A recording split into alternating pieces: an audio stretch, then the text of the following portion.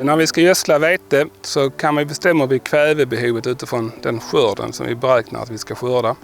Och sen drar vi bort det kvävet som marken levererar. För det marken levererar behöver vi inte tillföra. Och då använder vi nollrutor. Och i nollrutan tillför vi inget kväve. Så den växtligheten som kommer upp ur nollrutan, den talar om för oss hur mycket kväve marken har levererat. Och det kan vi mäta med en sensor. Och sen kan vi räkna ut kvävebehovet på fältet. På så sätt så får vi en optimal gödsling med minimal påverkan.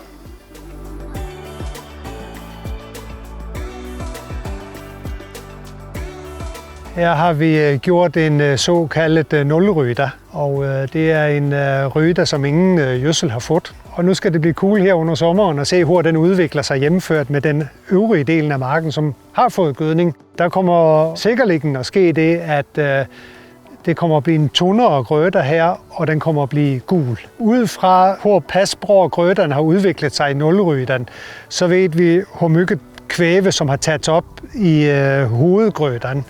Altså man får en chance for at hjemføre, om du nu ingenting havde gjort med, hvad du har gjort. Og ud fra den skilnaden kan du se, om du ligger på en ret niveau i den delen af marken, som du har gödslet. Her står vi frem for vores nulryta. Man ser, hvor den skiljer sig i færgen mod det, som har gödslet normalt. Og man ser også, at her kommer ikke at blive nogen høj skørt, og man kan også ud fra færgen se, at kvaliteten bliver betydeligt sæmre.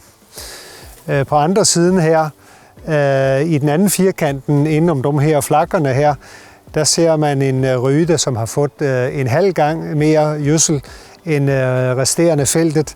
Man ser, at den er mørkere, den er grønnere, og den er også lidt højere end det øvrige feltet, men man ser også, at den er overforsørget med næring, og der er ganske stor risk for, at den kommer at lægge sig ned, inden vi skal trøske det.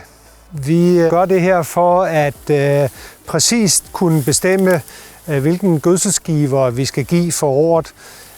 Det er vigtigt for at opnå den rigtige proteinniveau og også det rigtige stærkelseshalt.